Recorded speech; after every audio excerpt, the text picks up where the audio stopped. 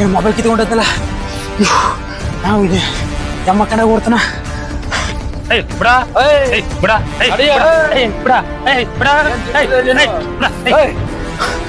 ನನ್ನ ಮೊಬೈಲ್ ಕಿತ್ಕೊಂಡೋಗ್ಬಿಟ್ಟಮ್ಮ. ನಿನ್ ಮೊಬೈಲ್ ಇದು ಏನ್ ಸಾಕ್ಷಿ? ನಾ ಪಾಸ್ವರ್ಡ್ ಹೇಳ್ತೀನಿ ಬೇಕಾರೆ ಹೊಡೆದ್ ನೋಡು ನೀನು. ನಂದು ಯಾವ ಮೊಬೈಲು ಫೋನು ಪಾಸ್ವರ್ಡ್ 1263 3 ಬರಲ್ಲ.